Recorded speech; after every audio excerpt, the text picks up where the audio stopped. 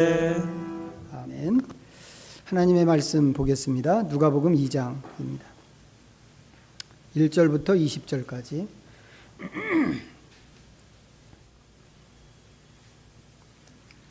신약성경 88면입니다. 누가복음 2장 1절부터 20절 말씀. 찾으셨으면 우리 함께 합독으로 읽겠습니다. 1절부터 20절. 그때 가이사 아구스도가 영을 내려 천하로 다 호적하라 하였으니 이 호적은 구레누가 수리아 총독이 되었을 때에 처음 한 것이라. 모든 사람이 호적하러 각각 고향으로 돌아가매 요셉도 다윗의 집 족속이므로 갈릴리 나사렛 동네에서 유대를 향하여 베들레헴이라 하는 다윗의 동네로 그 약혼한 마리아와 함께 호적하러 올라가니 마리아가 이미 잉태하였더라.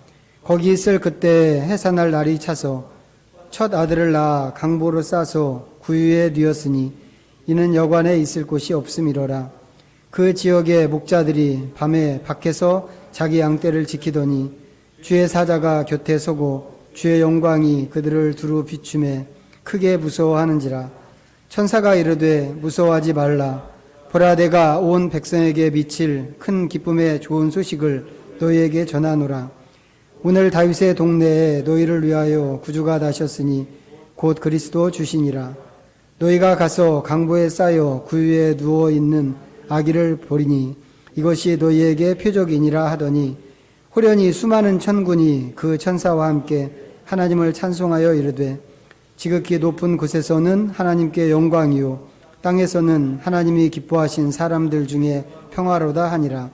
천사들이 떠나 하늘로 올라가니 목자가 서로 말하되 이제 베들레헴으로 가서 주께서 우리에게 알리신 바 이 이루어진 일을 보자 하고 빨리 가서 마리아와 요셉과 구유에 누인 아기를 찾아서 보고 천사가 자기들에게 이 아기에 대하여 말한 것을 전하니 돕는 자가 다 목자들이 그들에게 말한 것을 놀랍게 여기되 마리아는 이 모든 말을 마음에 새기어 생각하니라.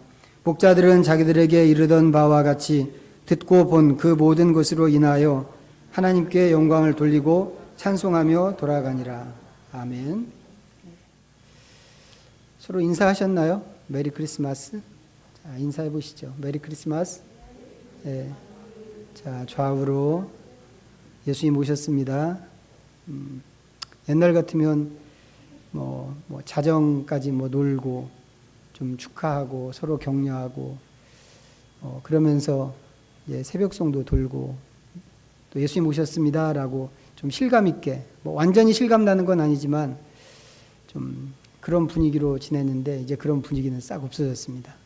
거리에 캐롤도 없어지고 그렇지만 예수님 오신 것은 분명합니다. 그리고 그것이 우리에게 우리를 새롭게 하는 큰 은혜의 관문이었다고 하는 것도 또 분명합니다. 자, 지금 읽은 말씀 예수님께서 탄생하시는 이야기입니다. 그리고 그와 함께 그 예수님 오신 그 소식이 목자들에게 전해지는 이야기, 이렇게 두 개의 스토리로 된 단락을 읽었습니다. 때는 언젠가 보니까 1절에 있는 것처럼 가이사 아구스도 시대입니다. 가이사 아구스도라고 그랬는데 이제 이 사람 본래 이름은 가이우스 옥타비아누스입니다. 서민 출신입니다. 서민 출신인데 나중에 이제 한 10대 때 율리우스 카이사르에게 이제 양자로 들어가게 되고 또 그 이후에는 이제 후계자가 됩니다. 내 후계자가 되어라라고 이제 율리우스 카이사르가 이렇게 유언장 비슷한 걸 썼는데 그때는 이제 정치적으로 굉장히 안 좋았던 때였기 때문에 이 옥타비아누스가 받을 수도 있고 후계자의 자격을 받을 수도 있고 안 받을 수도 있었는데 내가 너를 후계자로 세우는데 네가 원하면 받아라 그랬습니다. 그때 이제 이 사람이 17세였는데 17세 때 그 정치적으로 안 좋은 상황에서 후계자가 되었습니다. 그래서 이름이 가이우스 율리우스 카이사르 옥타비아누스가 됩니다. 이제 후계자가 되고 나서 이제 좀 쉽지 않은 삶을 살았어요. 그렇지만 국가에 좀 크게 기여한 공이 있어서 아우구스투스라고 하는 칭호를 부여받습니다. 아우구스투스는 존엄자라고 하는 그런 말입니다. 이제 그렇게 하고 나중에 로마의 황제가 되는데 이 사람이 이제 초대 로마 황제입니다. 성경에서는 가이사 아구스도라고 그랬는데 가이사라고 하는 말은 카이사르라고 하는 말입니다. 제정 이후에는 이제 황제를 가리키는 말이 카이사르가 되었어요. 그렇지만 기원을 따지자면 율리우스 카이사르에게서 온 시작된 그런 말입니다. 그리고 성경에 아구스도라고 하는 말은 이제 아까 말씀드린 아우구스투스, 존엄자라고 하는 그런 말을 이렇게 표현한 것입니다. 성경적으로. 가이사 아구스도는 그렇게 이제 로마의 첫 번째 황제가 된 사람을 가리키는 말입니다. 이제 그 당시에 지중해를 주변으로 해서 거의 전부가 지중해 주변에 있는 거의 전 나라가 로마 영토 내지는 식민지였습니다. 그러면 그게 다 무슨 얘기예요? 그 전부 지중해 주변으로 있는 그 전체가 이 사람 손 아래에 있었다는 이야기입니다. 이스라엘은 그 중에서도 아주 눈에 들어오지도 않을 만큼 아주 조그만 손톱만한 그런 땅입니다. 그렇지만 이제 거기도 황제의 통치권 아래에 있었던 그런 땅이죠. 사도행전 1장 8절에 예수님 말씀하시기를 너희가 성령이 임하시면 권능을 받고 예루살렘과 유다와 사마리아와 땅끝까지 이르러 내 증인이 되리라고 이제 그런 말씀을 하셨습니다. 제자들이 그 말씀대로 열심히 복음을 전했는데 그 중에서도 가장 열심을 냈던 사람이 바울입니다. 그런데 그 바울이 생각한 땅끝이 어디였냐면 서바나라고 하는 동네였습니다. 서바나는 지금의 스페인입니다. 지금은 우리가 세계를 한눈에 볼 수 있는 세상이 됐죠. 그래서 지구가 둥글다고 하는 것도 알고 예수님께서 땅끝이라고 말씀을 하셨지만 이 공같이 생긴 지구 안에서 이 물리적으로 땅끝을 찾는다는 게 어렵다고 하는 것도 우리가 알게 됐습니다. 그런데 2000년 전에는 그렇지 않았단 말이죠. 2000년 전에는 대부분의 사람들이 세상은 평평하다고 생각했고 이 평평한 세상에서 배를 타고 한없이 끝까지 가면 아주 깊은 낭떠러지에 떨어진다고 이제 그렇게 생각을 했습니다. 그런 시대에 바울이 생각한 땅끝이라는 게 지중해 끝에 있는 스페인이었단 말이죠. 그런데 지중해라고 하는 게 얼마만한 동네예요. 여러분 그림 머릿속에 한번 그려보세요. 지중해라고 하는 그 지역, 그 바다가 이 지구 전체 지구 덩어리하고 비교하면 얼마나 조그만 바다예요. 그럼에도 불구하고 그때 사람들이 경험한 세상은 그 지중해가 세상의 전부였단 말이죠. 그러면 카이사르 아우구스투스가 로마의 초대 황제라고 할 때 이 사람은 단지 로마의 황제가 아닌 거죠. 전 세계의 황제인 것입니다. 그 사람들이 알고 있던 세상이 그게 다였기 때문에 그렇습니다. 이제 그런 정황을 생각하면 이 아우구스투스의 권세라고 하는 게 정말 어마어마한 것입니다. 자, 이거 한 가지 우리 머릿속에 넣고 말씀을 생각할 수 있으면 좋겠습니다. 지난번에 우리가 2주에 걸쳐서 마리아의 창가하고 사가랴의 예언에 관한 말씀을 봤습니다. 그리고 그 이야기에서 예수님의 오심이 어떤 오심이냐를 이야기했습니다. 어떤 오심이었나요? 예수님의 오심은 왕으로 오시는 오심이었습니다.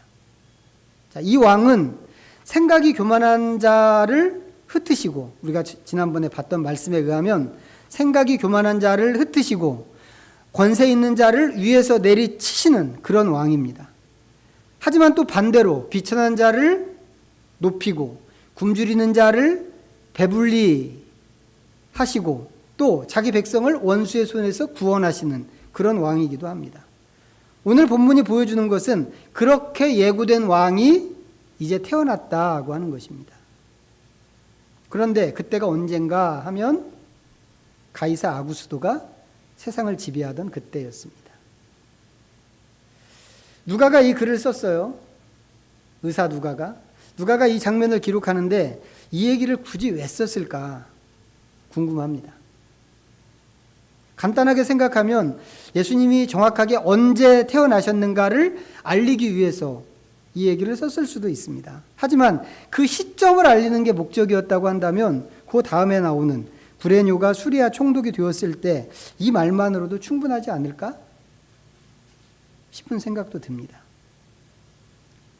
그렇다면 단지 시점을 알리는 게 아니고 그 이상의 다른 의도가 있어서 이 얘기, 가이사 아구스도 때라고 하는 이 얘기를 기록하지 않았을까 싶은 의문이 있습니다.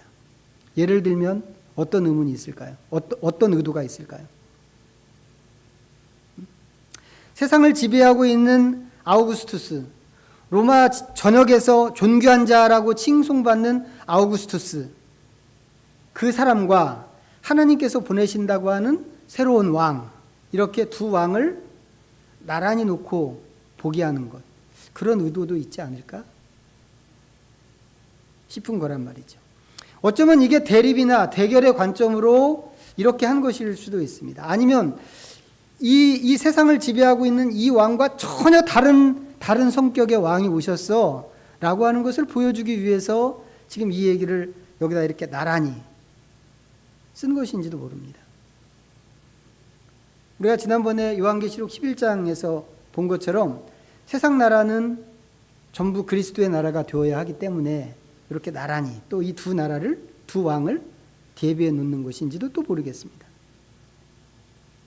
자, 그런데 그렇게 세상 나라 내지는 그 나라를 통치하는 이 황제와 각을 세우는 것처럼 오시는 이 왕이 어떻게 오셨는가 한번 비교를 해서 보셨으면 좋겠어요. 요셉과 마리아가 자기 동네 나사렛을 떠나서 베들레헴에 왔습니다. 그리고는 거기 있을 그때 산기가 올라왔죠. 그러면 요셉은 뭐예요? 산딸이 다 된 각시를 데리고 그 멀리에서부터 지금 여기까지 왔다는 얘기인 겁니다. 지금처럼 아기를 낳을 때 어디 산부인과 병원에 가서 낳는 그런 시절이 아니란 말이죠. 아기가 나올 때가 되면 집에서 준비하고 있다가 산파를 불러서 도움을 받는 게 이게 바른 순서였던 그런 시절이었습니다. 그러면 요셉은 어떻게 해야 되는가? 요셉은 움직이면 안 된단 말이죠. 움직이지 말고 그냥 고향집에 가만히 앉아서 아기 낳기를 기다렸어야만 하는 것입니다. 그런데 그렇게 할 수 없었죠. 왜 없었나요? 가이사 아구스도 황제가 명령을 내렸기 때문에 그렇습니다. 여기서부터 급수가 차이가 나는 거죠. 하나는 명령을 내리는 왕입니다. 똑같은 왕이라고 하는데 하나는 명령을 내리는 왕이고 하나는 태어나기 전부터 그 명령을 따라야 하는 그런 왕이라고 하는 것이죠. 태어날 때는 어땠나요? 태어나는 그 지역이 객지였습니다. 객지이기도 했지만 거기서 더해서 여관 하나도 제대로 구하지를 못했습니다. 그래서 금방 태어난 아기를 뉘어야 하는 게 구유밖에 없었습니다. 그래서 거기에 아기를 뉘었습니다. 물론 이게 어렸을 때 우리가 상상하던 그런 것하고는 좀 많이 다릅니다. 옛날에 크리스마스 성극이나 아니면 뭐 동화책 같은 데 보면 예수님이 마구간이나 아니면 어디 동굴 같은 데서 태어나시는 것으로 그렇게 그렸잖아요. 근데 여관을 못 잡았다고 성경에 그렇게 기록되어 있으니까 어쩌면 그렇게 생각한 것인지도 모르겠는데 실상은 전혀 그런 것은 아닙니다. 하지만 아이를 낳아서 구유에 뉘었다고 하는 것, 그 환경이 이게 얼마나 누추한가 하는 것은 분명하죠. 마구간은 아니었을지라도. 이에 비해서 가이사 아구스도는 어땠을까? 그가 비록 서민 출신이기는 했지만 엄마가 누군가 하면 로마에서 가장 유명한 율리우스 카이사르의 조카입니다. 여동생의 딸이 이 옥타비아누스의 엄마란 말이죠. 그러면 그가 태어날 때 예수님이 태어나신 것하고는 비교할 수준이 아니겠죠. 아무리 작게 잡아준다고 하더라도 예수님처럼 이런 환경에서 태어나지는 않았을 것입니다. 그러니까 이것도 역시 게임이 안 되는 얘기입니다. 여기에 더해서 아기들이 태어났을 때 누가 이 탄생을 축하해 줬을까? 또 상상해 보세요. 옥타비아누스는 그래도 집안 식구들, 친척들, 동네 사람들, 뭐 그런 사람들이 있었을 것 같습니다. 그런데 예수님은요, 아무도 없습니다. 동네도 우리 동네가 아니거든요. 동네도. 이런 걸 생각해 보면 예수님의 탄생은 너무 의외고 너무 초라하고 또 보잘것이 없습니다. 왕이라고 하는데 전혀 왕처럼 보이지 않는다고 하는 것입니다.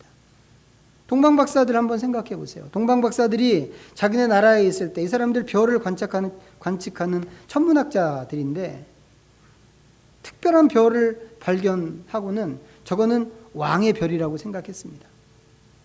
그래서 그 왕을 보려고 이게 너무 특별해서 그 왕을 보자 하고 이스라엘까지 찾아왔습니다. 그런데 이 사람들이 예루살렘 성에 가서 새로 나신 왕이 어디 계시느냐고 그렇게 물었습니다. 태어나시기는 어디서 태어나셨는데요?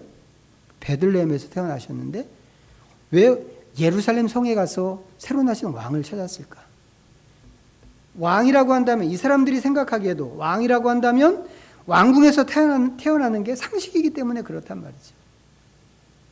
그것도 특별한 왕이라고 한다면 더더욱 크고 화려한 왕궁에서 태어나는 게 그게 맞는 일입니다. 그런데 예수님은 그렇게 태어나지 않으신 거죠. 화려하지도 않고 안정되지도 않고 축하받을 수도 없는 그런 자리에서 태어나셨습니다. 이렇게 태어난 아기를 누가 왕이라고 할 수 있을까? 누가? 그런 걸 생각하면 예수님의 탄생은 우리한테 너무 낯설고 예상 바뀌고 심지어는 그 왕을 기대하고 기다렸던 사람들한테는 실망을 안겨주는 그런 모습이기까지 합니다. 이거 어떻게 이해해야 할까요? 이것을. 예수님의 생애에서 이 탄생 장면과 비슷한 장면이 또 한 군데 있습니다. 요한복음 12장인데 한번 찾아보죠. 요한복음 12장입니다. 167면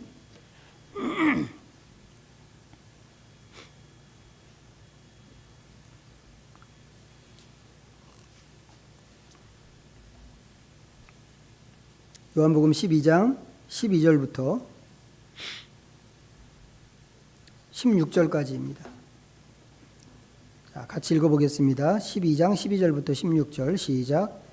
그 이튿날에는 명절에 온 큰 무리가 예수께서 예루살렘으로 오신다는 것을 듣고 종려나무 가지를 가지고 맞으러 나가 외치되 호산나 찬송하리로다 주의 이름으로 오시는 이 곧 이스라엘의 왕이시여 하더라. 예수는 한 어린 나귀를 보고 타시니 이는 기록된 바 시온 따라 두려워하지 말라. 보라 너의 왕이 나귀 새끼를 타고 오신다 함과 같더라. 제자들은 처음에 이 일을 깨닫지 못하다가 예수께서 영광을 얻으신 후에야 이것이 예수께 대하여 기록된 것임과 사람들이 예수께 이같이 한 것임이 생각났더라. 6월절을 앞두고 예수님께서 예루살렘으로 입성하는 그런 이야기입니다.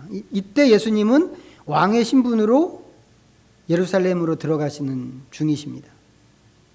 근데 그 모습이 마치 뭐하고 비슷한 거냐면 큰 전쟁에서 승리하고 돌아오는 왕의 개선 행진 같은 그런 장면입니다. 개선식, 전쟁에서 이기고 돌아오는 사람의 개선식이라고 하면 역사적으로 로마의 개선식이 가장 유명하거든요. 화려하기도 하고. 로마 장군들한테는 그 개선식 한번 하는 게 굉장히 영예로운 그런 일이었습니다. 그래서 로마에서 이 군대 장군이라고 하면 자기 평생에 한번 이 개선식을 한번 해보는 게 나름의 소원이었습니다. 그렇지만 전쟁에서 이겼다고 해서 뭐 아무한테나 다 개선식을 시켜주는 건 아니었어요. 진짜 중요한 전쟁이나 전투에서 승리한 사람한테만 이런 기회가 주어집니다. 대표적으로 개선식을 한 사람이 율리우스 카이사르가 그런 일을 했고 2번인가 했죠. 율리우스 카이사르는. 그리고 이 옥타비아누스 아우구스투스 황제도 개선식을 했습니다. 영화 같은 데서 보신 분들은 아시겠지만 이 로마의 개선 행진은 규모가 어마어마합니다. 화려하기도 하고. 근데 예수님께서 지금 그런 장면을 연출하시는 겁니다. 그런데 그 개선 행진에 예수님이 타신 게 무엇인가 하면 나귀 새끼. 라고 하는 거죠. 로마 장군은 뭘 타고 개선 행진할까요? 말을 타고 하죠. 말을 타고. 그것도 아주 갈기가 아주 굉장히 화려하고 좋은 그런 비싼 말, 그런 말을 타고 행진해서 들어갑니다. 거기에 비하면 예수님의 개선 행진은 어떻게 보면 가장행렬 같다는 생각이 들 정도로 초라한 모습입니다. 예수님이 개선 행진을 좀 보여주고 싶었으면 말이라도 좀 반듯하게 타시지 왜 하필이면 나귀 새끼였을까? 지금 읽은 이 요한복음 말씀에도 있는 얘기지만 이게 무엇을 의미하는 것인지 제자들도 이해를 하지 못했습니다. 그런데 이게 구약에서 예언된 얘기였단 말이죠. 자, 요한복음에는 짤막하게 설명되어 있는데 자세한 내용이 스가랴서 9장에 있습니다. 한번 찾아보세요. 구약성경 1320면 스가랴 9장 9절입니다.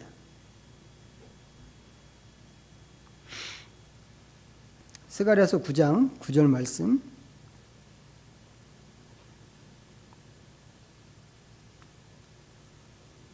자, 1320면 같이 읽어보겠습니다. 시작. 시온에 따라 크게 기뻐할지어다. 예루살렘에 따라 즐거이 부를지어다. 보라, 내 왕이 내게 임하시나니 그는 공의로우시며 구원을 베푸시며 겸손하여서 나귀를 타시나니 나귀의 작은 것 곧 나귀 새끼니라. 예수님께서는 이 예언을 당신에게 지금 적용시키고 계신 거란 말이죠. 요한복음에 있는 그 장면이. 그리고 이 예언에 의하면, 지금 읽은 이 스가랴서 예언에 의하면 예수님은 일단 왕으로 예루살렘에 입성하는 게 맞습니다. 이 왕은 어떤 왕인가? 공의로운 왕이고 구원을 베푸는 그런 왕입니다. 그런데 왜 하필이면 그런 왕이 나귀를 타셨을까? 보니까 거기에 대해서는 그가 겸손한 왕이기 때문에 이렇게 나귀를 타신 것이라고 성경에 그렇게 설명을 붙였습니다. 이 이야기를 탄생 장면에도 적용할 수 있을 것 같아요. 다른 예언이지만 예수님은 왕으로 태어나신 분이십니다. 근데 왜 그렇게 왕으로 나셨는데 볼품없는 환경에서 볼품없는 모습으로 태어나셨을까라고 한다면 그분은 겸손한 왕이기 때문에 그렇다 하고 대답을 할 수 있을 것 같습니다. 지금까지 우리가 몇 주에 걸쳐서 왕으로 오시는 예수님을 이야기했습니다. 그 왕은 말씀드린 것처럼 백성을 구원하시는 왕이시고 권세 있는 자를 내리치시는 왕이시고 세상 나라를 당신의 나라로 정복하시는 왕이십니다. 하지만 그 싸움이 세상 나라를 물리적으로 정복하는 그런 싸움은 아니었다고 그랬습니다. 예수님의 싸움은 모든 나라와 모든 권세 배후에 있는 사탄의 세력과 싸우는 그런 싸움입니다. 그러니까 이 싸움은 어떤 군사적인 힘, 아니면 돈의 힘, 아니면 지식의 힘, 정치적인 힘, 그런 세속적인 힘으로 싸우는 싸움이 절대 아닙니다. 그럼 어떤 싸움일까요? 자, 에베소서 6장 보겠습니다. 에베소서 6장 12절 316면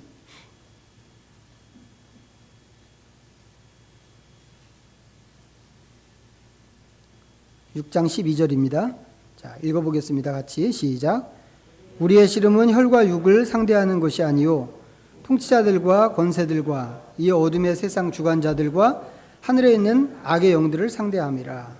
자, 지금 이 말씀은 성도들이 이런 싸움을 싸워야 한다고 하는 바울의 권면입니다. 하지만 또 생각해보면 예수님께서도 이런 싸움을 싸우셨습니다.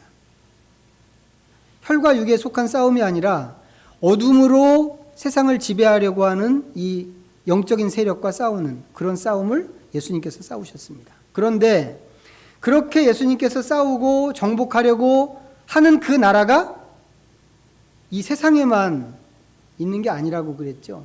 그런 나라가 우리 마음에도 있다고 그랬습니다. 지난번 설교 때. 눈에 보이는 나라와 정치 권력에만 그것을 지배하는 어떤 영적인 힘이 있는 것이 아니고 각 사람 마음 안에도 그런 도시, 옛날에 이 성경 시대로 이야기한다면 그 도시 하나하나가 다 국가란 말이죠. 근데 그런 도시와 도성과 나라들이 각 사람의 마음 안에도 있다고 그랬단 말이죠. 이것은 종교나 이념하고는 전혀 상관이 없는 그런 문제라고도 말씀드렸습니다. 심지어는 기도 많이 하고 예배 빼먹지 않는 믿음 좋다고 소문난 장로님, 권사님 안에도 얼마든지 있을 수 있는 그런 도시들입니다. 사탄의 도시. 예수님께서는 우리 마음에 있는 이 사탄의 그런 도성을 정복하시고 눈에 보이는 나라와 국가와 사회 안에 있는 질서를 전복시키시는 그런 왕으로 세상에 오셨습니다. 근데 엄밀하게 말하면 예수님에 의해서 순서가 그렇습니다. 예수님에 의해서 마음의 도성을 정복당하고 그 자리에 그리스도의 도성을 세운 사람들에 의해서 예수님은 세상 나라와 질서를 전복시키시는 것입니다. 이게 바른 순서죠. 옛날에 이걸 몰랐던 사람들이 군사적으로 강한 군사력을 동원해서 하나님을 믿지 않는, 예수님을 믿지 않는 다른 나라와 싸워서 이기면 그게 거룩한 전쟁이라고 생각을 했던 적이 있지만 그건 아니란 말이죠. 십자군 전쟁처럼. 지금도 그런 사람이 있죠. 십자군 전쟁을 하는 그런 마음으로 어디 사찰에 가서 막 기물을 파손하고 칠하고 낙서하고 그런 것으로 하는 전쟁이 아니란 말이죠. 예수님이 하시는 전쟁은 먼저 우리 안에 있는, 각 사람 마음 안에 있는 악의 도시를 무너뜨리고 그 자리에 예수님의 도시를 세우고, 그렇게 예수님의 새로운 도시를 세운 사람들이 이 세상 곳곳에 들어가서 영향력을 행사하고 그 땅에 있는 이 사탄적인 질서들을 파괴하고 뒤집어 엎게 하는 그런 일들을 예수님이 기대하시는 것입니다. 그게 예수님이 싸우는 싸움입니다. 지난주에 본 말씀인데 다시 한번 찾아서 보겠습니다. 요한 1서 3장입니다.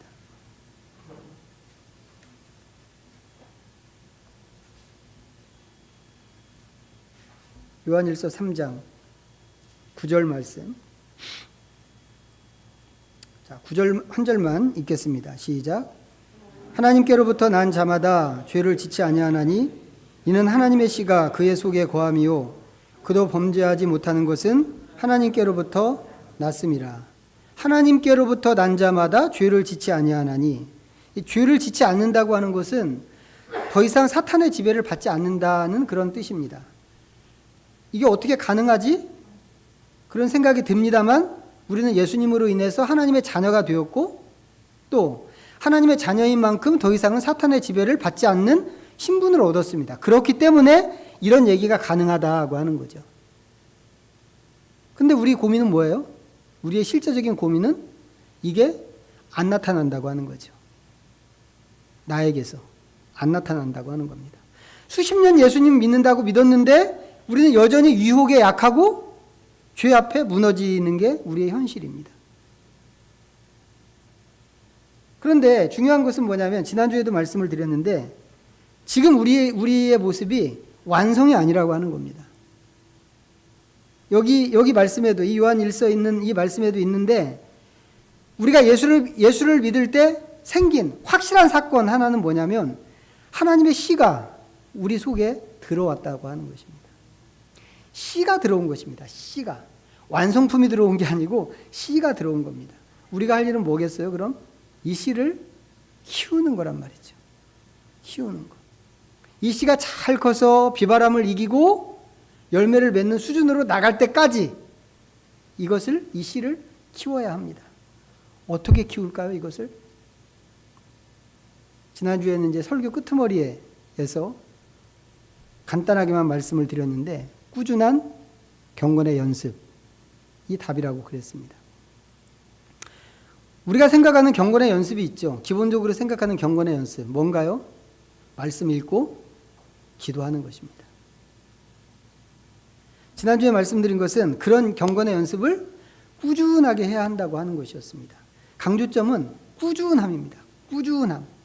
빼먹지 않고 매일매일. 어느 정도로 꾸준해야 하는가? 이게 습관이 될 때까지 꾸준하고 또 습관이 됐다고 해도 거기서 멈추는 게 아니고 그 너머까지 계속해서 꾸준해야 한다고 하는 것입니다. 그 정도로 꾸준해야 됩니다. 몇 년 전에 읽은 책인데 이 얘기에 딱 맞는 제목의 책이 있습니다. 갖고 왔어요. 습관이 영성이다. 보이시나요? 습관이 영성이다. 미국 칼빈 신학교에서 가르치는 제임스 스미스라고 하는 교수님이 쓴 책인데 핵심은 이겁니다. 인간은 자기가 사랑하는 것을 예배하는 존재다. 뭐라고요? 인간은 자기가 사랑하는 것을 예배하는 존재다. 인간에 대한 명제들이 있잖아요. 예를 들면 생각하는 인간, 호모 사피엔스. 그런 아주 간단하게 규정한 그런 명제들이 있잖아요. 놀이하는 인간, 호모 루덴스. 정치하는 인간, 호모 폴리티쿠스. 어떤 특징을 따라서 인간을 그렇게, 인간은 어떤 존재인가? 인간은 생각하는 존재야. 인간은 놀이하는 존재야. 인간은 정치하는 존재야. 이렇게 규정할 수 있는데 그렇게 할 때 빼놓을 수 없는 것 하나가 인간은 예배하는 존재라고 하는 것입니다. 인간은 근본적으로 예배하는 존재입니다. 누구를 예배하든지 예배하게끔 되어 있습니다. 예배하는 본성을 갖고 시작한다는 것이죠. 그런데 그 인간이 누구를 예배하고 무엇을 예배할까? 이 책에 의하면 자기가 사랑하는 것을 예배한다고 하는 겁니다. 사랑하는 것이 있으면 어떻게 하나요? 자꾸 들여다보죠. 사랑하는 것은 자꾸 들여다봅니다. 접촉하고. 그게 사람이든지 뭐 동물이든지 물건이든지 아니면 어떤 장면이든지 그건 상관없죠. 사랑하기 때문에 궁금한 거예요. 사랑하기 때문에 궁금하고 마음이 항상 거기 가 있는 것입니다. 그게 너무 잦아서 습관이 될 정도로 그렇게 하는 것입니다. 여기 제임스 스미스 교수가 하는 얘기는 그게 예배다라고 하는 거예요. 그게 각 사람이 예배하는 예배라고 하는 겁니다. 그러면서 질문합니다. 이 사람이. 그러면 우리가 예배하는 것은 과연 하나님일까? 라고 하는 질문입니다. 우리가 경건의 연습을 이야기하는 이유가 바로 이것 때문입니다.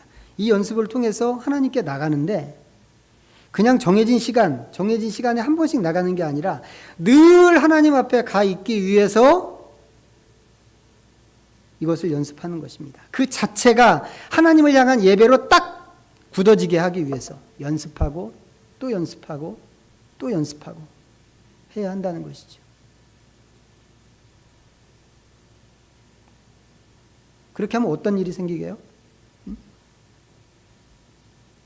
내 속에서 우리 전에 말씀드렸잖아요. 사람의 구성이 영, 육, 혼 이렇게 되어 있는데 제일 바깥에 육이 있고 그 안에 혼이 있고 제일 안에 영이 있다고 그랬잖아요. 하나님의 씨가 우리 안에 들어왔다고 하나님께서 우리 안에 하나님의 씨를 넣어주셨다고 했는데 어디에 넣어주시겠어요? 우리 몸에 넣어주시겠어요? 우리의 영에 하나님의 씨를 넣어주시는 것이죠.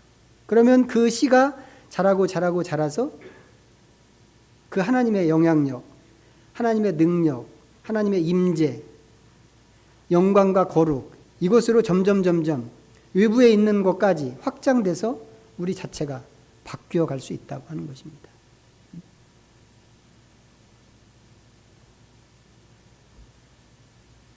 근데 이렇게 하려면 하나님께 나가는 이것이 최고의 관심이 되어야 되는 거죠. 그 자체가 사랑이 되어야 됩니다. 하나님 사랑합니다라고 하는 그 표현이 되어야 된단 말이죠. 이거 외에는 경건에 연습하는 거 이거 외에는 전부 뒷전으로 밀려나든지 아니면 포기되어야 할 정도로 그렇게 되어야 하는 것입니다.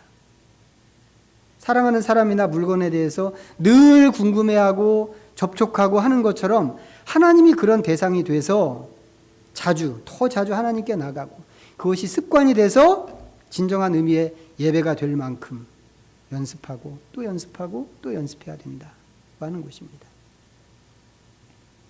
사도행전 20장에 있는 말씀 하나 볼까요? 222면입니다. 사도행전 20장.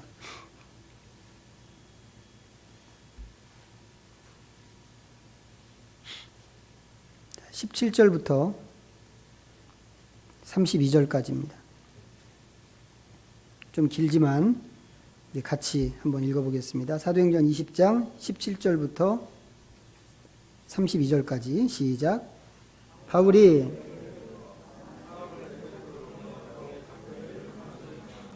오매 그들에게 말하되 아시아에 들어온 첫날부터 지금까지 내가 항상 여러분 가운데서 어떻게 행하였는지를 여러분도 아는 바니 곧 모든 겸손과 눈물이며 유대인의 관계로 말미암아 당한 시험을 참고 주를 섬긴 것과 유익한 것은 무엇이든지 공중 앞에서나 각 집에서나 거리낌이 없이 여러분에게 전하여 가르치고 유대인과 헬라인들에게 하나님께 대한 회개와 우리 주 예수 그리스도께 대한 믿음을 증언한 것이라.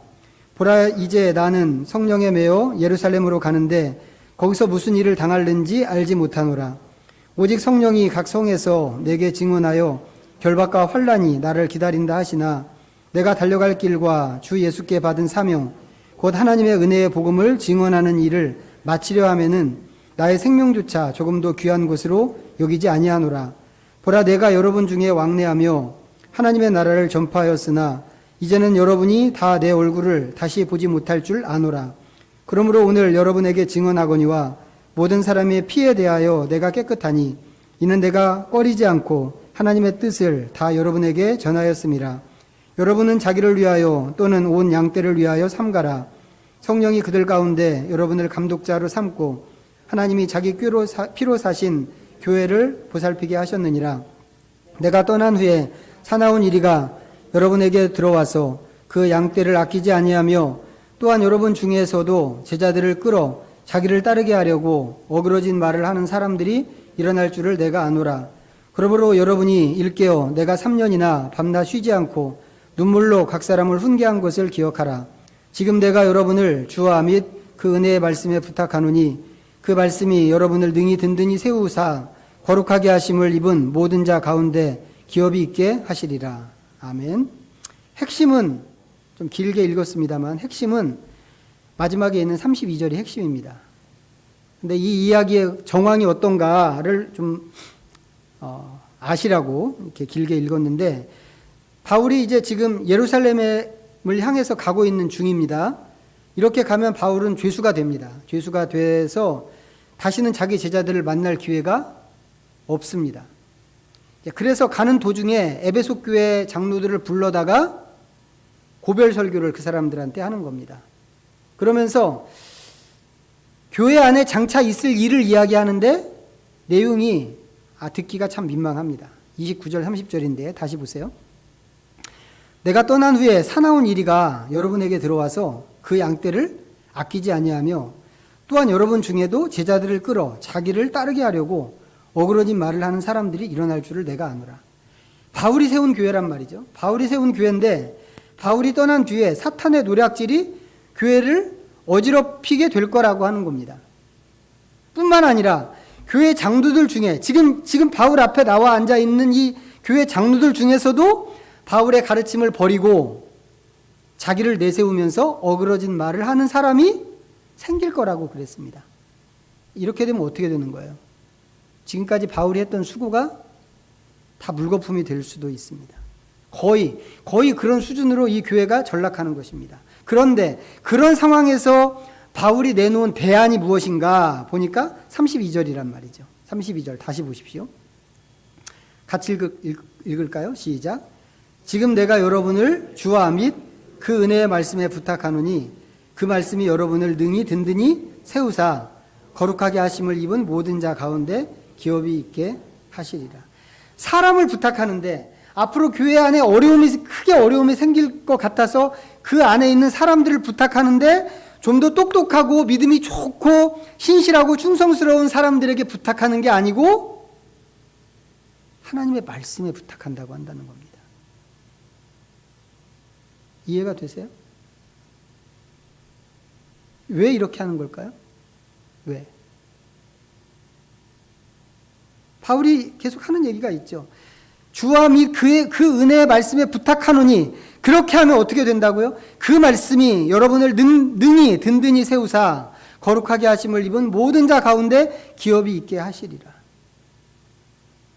바울이 자기 교회 성도들을 말씀에 부탁하는 것은 하나님의 말씀 자체가 그 사람들을 다듬고 키우고 하는 것이기 때문에 그렇다고 하는 얘기입니다.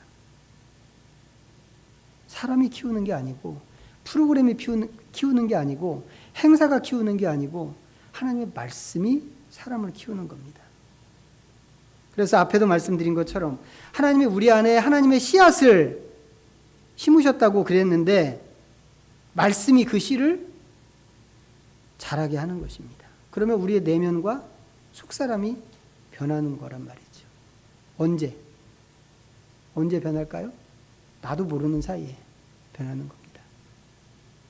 그리고 그러면서 우리 안에 있는 사탄의 나라와 도성이 점점 깨져 나가고 그러면서 하나님의 도성이 내 안에서 점차로 세워지는 것입니다. 언제요? 나도 모르는 사이에. 하나님의 말씀을 읽으면 말씀과 말씀 기도로 계속해서 나가면 이런 게 있습니다. 그러니까 가끔 우리가 하나님의 사람으로 씨름하는 것들 있잖아요. 제발 나는 이 부분이 좀 바뀌었으면 좋겠어 싶은 것들. 우리가 그거 위해서 열심히 기도하잖아요. 예를 들어서 쉽게 분노심이 쉽게 난다고 한번 생각해 보세요. 하나님 나의 이 분노심을 좀 없애주십시오. 나도 모르게 그냥 욱하는 이 성격 좀 어떻게 좀 변하게 해주십시오.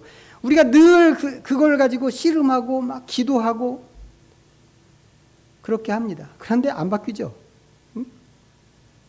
참 안 바뀝니다. 절대 안 바뀌는 것 같아요.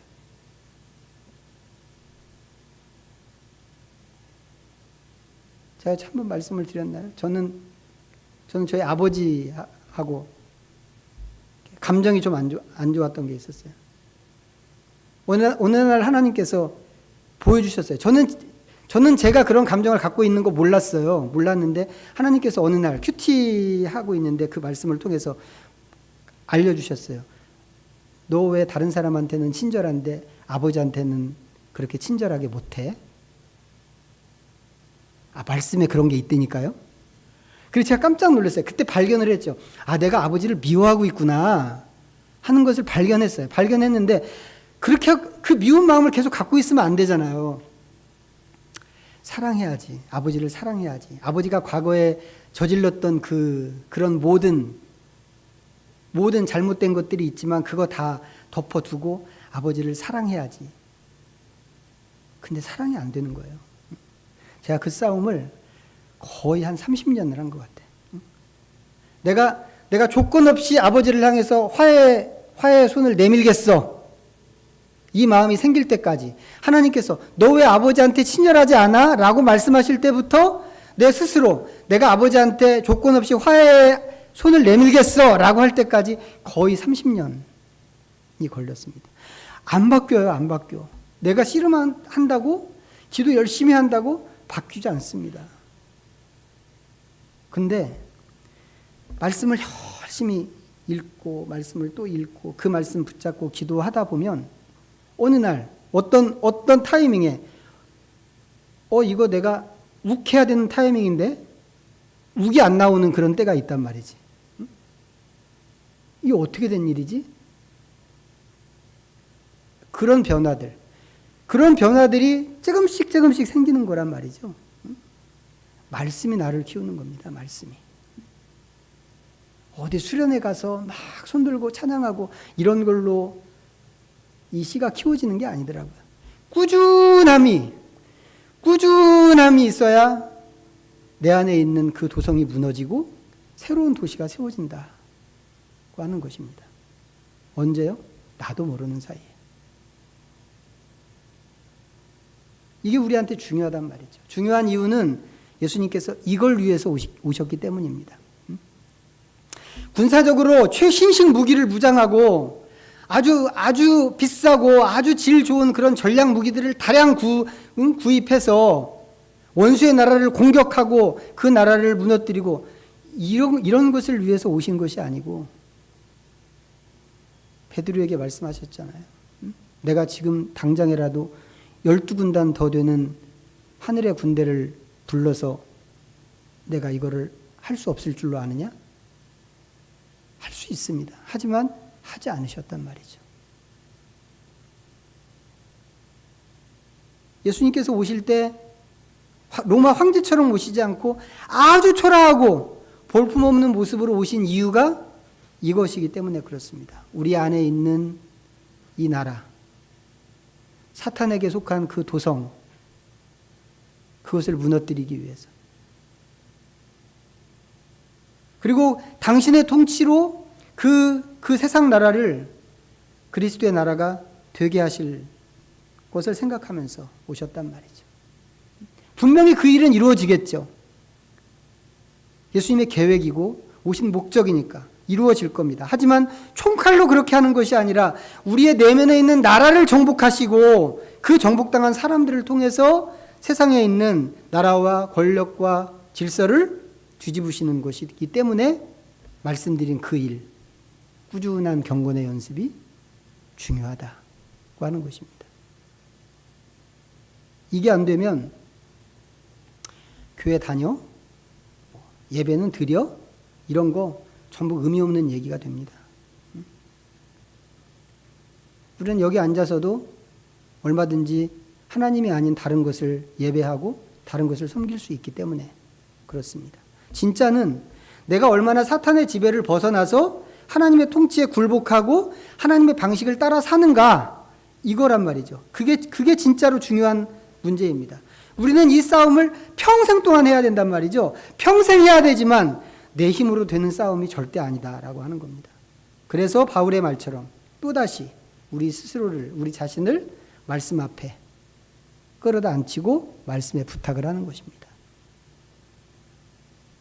오늘 예수님께서 육신을 입고 오신 것을 기념하는 날인데, 우리가 오신 주님께 나간다 라고 할 때 그렇게 과거의 도성은 무너지고 하나님의 새로운 도성으로, 우리 마음의 도성이 말이죠, 새로운 도성으로 우리 주님께 나갈 수 있으면 좋겠습니다.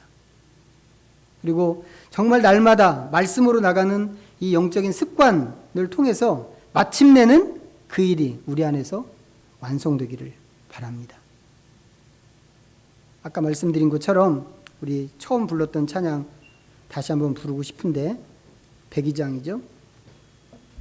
가사를 좀 한번 생각해 보시면서 불렀으면 좋겠어요. 특별히 2절과 3절 보면 내 마음은 곧 열어라, 내 사사로운 일 그치고 그 나라 일을 이루도록 주 계실 성전 삼으라. 오 나의 주 내 마음에 곧 드사 함께 계시며 그 큰 사랑을 베푸사 늘 동행하여 주소서. 우리 마음의 고백과 기도의 제목으로 삼으면서 이 찬양 다시 한번 1, 2, 3절 불러보겠습니다.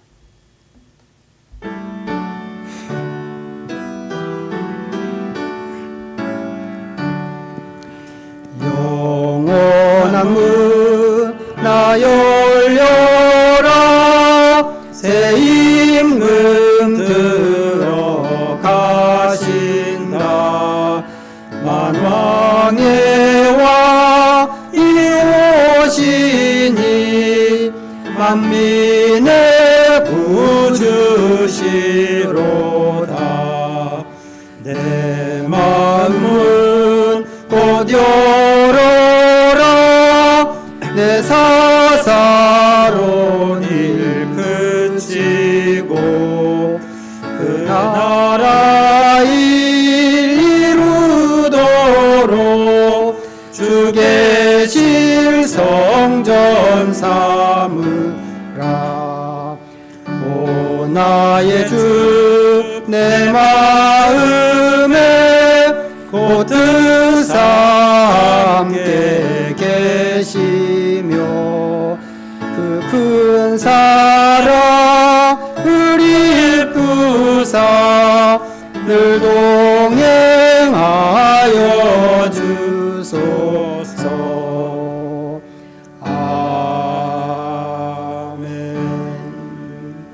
하나님 아버지, 우리를 위해 오신 주님을 찬양합니다.